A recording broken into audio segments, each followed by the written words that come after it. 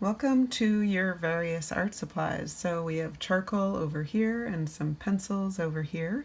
And charcoal comes in a couple different forms. There's willow charcoal, which are truly willow branches that have been turned into charcoal, and vine charcoal, which are grapevines. And then there's compressed charcoal that comes in stick form or in pencil form like this. The vine charcoal and the willow charcoal, they tend to be much softer or not as dark. You can rub them out a bit more easily than the compressed charcoal, which tends to stick around a bit longer. So let me do that a little more so you can see. So the compressed charcoal is charcoal with some sort of a binder or some sort of gum that holds it together, and that's why you can get the much darker line. Another material that can give you that darker line is Conti crayon, which all of these materials come in various hardnesses, and the Conti crayon can give a nice line that also does not really rub out. However, you have a few erasers at your disposal. The pink, it can be called different things, but Pink Pearl is a common brand for that. So you could see the Pink Pearl is doing great erasing out the vine charcoal and does pretty well erasing out the compressed charcoal. The Conti crayon, you can get it to pull back a bit, but it still sticks around. Charcoal is more for quick drawing and to help you, once you have established, the shape of something, then you can really commit to darkening it down with your Conti crayon or with the compressed charcoal. This is your kneaded eraser, and it won't look like this for very long, all square. So what I suggest is you use this, you figure out a way to pull all the plastic off, and you use this to however you like, really. I mean, there's no rules, it's just figuring out what different things do, but this is nice because you can get a precise point with it. But in terms of really aggressive erasing, I find that personally I prefer the Pink Pearl, but you could see that the kneaded eraser is doing just fine there.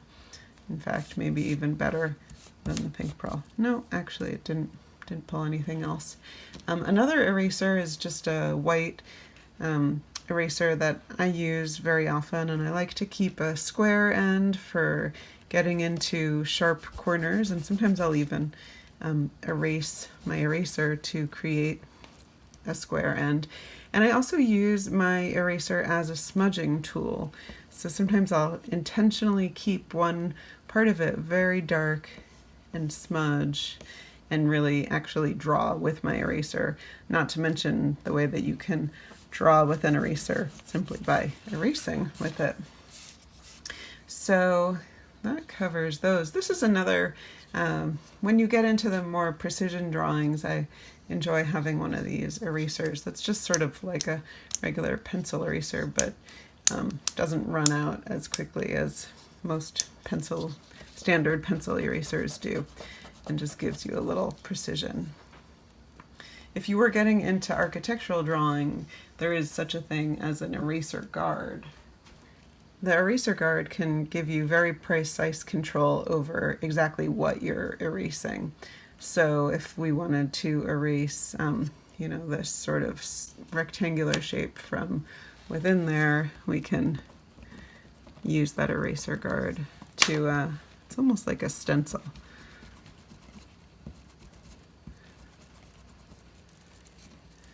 And then you get that precise control.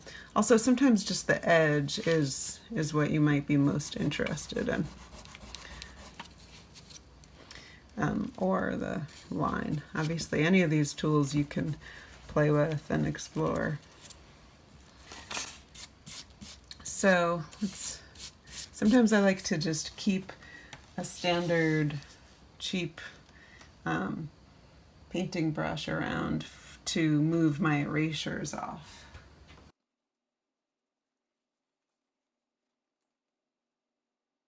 So with the regular pencils, or what you might think of more as the regular pencils, you have HB, 2B, 4B, 6B. Basically, the higher the numbers with the B after it, the softer they are. So the 6B pencil will create a nice dark line, but my HB pencil will, create less of a line, even at an angle there. I mean, of course, I could build up and build up and build up, but even then, I only get to this sort of silvery mark, which can be a beautiful mark. So you might choose to have those harder pencils. But when you build up the 6B pencil and build it up and build it up, you can see you get a really dark space in there. So those are your different pencil softnesses. And then in terms of sharpening your pencils, and you might even choose to sharpen your Conte crayon or your charcoal if you want a really sharp line. You can certainly use a standard sharpener, and that'll give you a nice point that can be really great for shading. So if you wanted to create a nice soft shaded area, you might want that rounded tip, and then you might want to blur your line there to soften it. You can use your fingers sometimes, especially once they've gotten really covered in graphite or charcoal. But typically I don't sharpen my pencil with this kind of sharpener because it actually tends to waste material. So what I would typically do is use something like an X-Acto knife like this, and I'm always going to cut away from my body and always going to cut towards something that will become a garbage or is a garbage. And this way I can just remove a bunch of the wood. And I want to also, sometimes I might want to have a very sharp tip. So with this method I can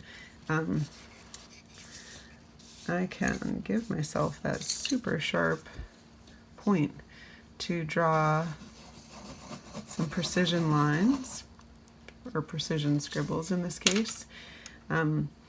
But I also have more material to work with. So when I'm doing those filling in lines, I'm not just chewing through my pencil constantly.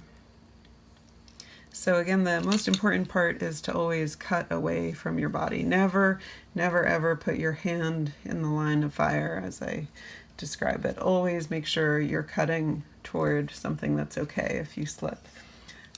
These, you can break off the tip of the blade, and generally there's a little tool at the bottom to help you do that. I'm not sure if this one has that tool.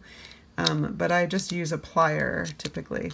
But what I've found is that I don't actually have to break it off all that often if I use a little piece of sandpaper, or you'll see sometimes in art supply stores this kind of thing, which is just a little pad of sandpaper.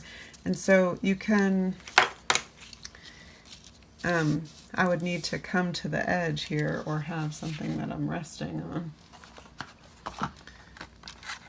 And you can sharpen the blade. Again, I'm not moving toward myself with the sharp end so that I never risk cutting myself. And if I press too hard, then this whole thing would snap off, so I don't want to do that.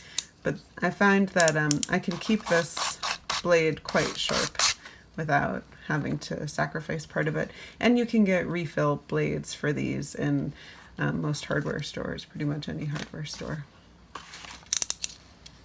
So let's see, One last thing I want to talk to you about are the different ways that you might choose to hold your pencil. So, typically when we're writing something, we hold it in this, way we learned in first grade or something, or even earlier.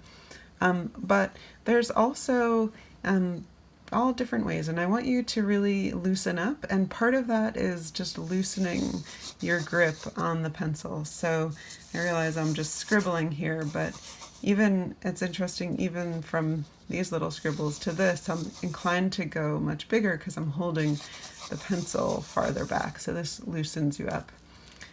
You might also pinch the pencil like this, especially I find when I'm trying to get some straighter lines. I like to hold the pencil at the side. Again, this is giving me a shallower angle, so I'm better able to fill in shading if that was my objective. And if I wanted to draw a straight line, it might be useful for me to drag my pinky, use my pinky as a kickstand, almost as a support to help stabilize me. And then if I truly wanted an absolutely straight line, I could take a ruler and not go along the ruler, which obviously is something you could do, but you could take any straight thing. You could take a book and you could still use that pinky and just drag your hand along there.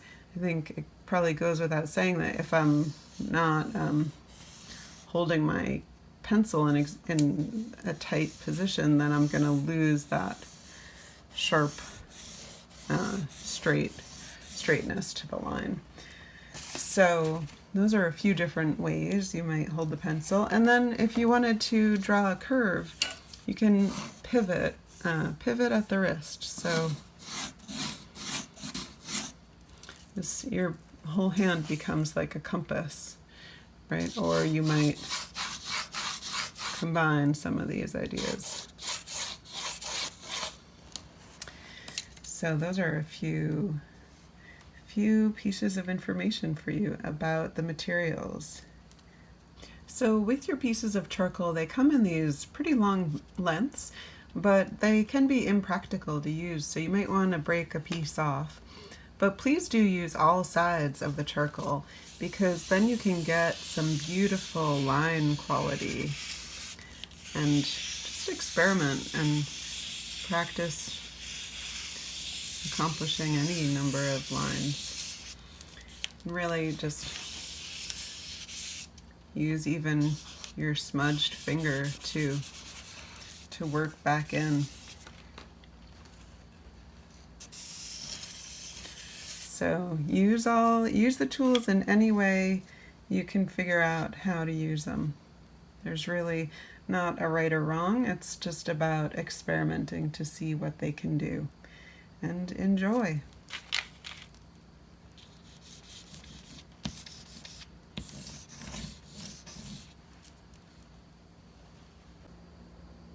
Here's a quick overview of some of the paper we'll be using.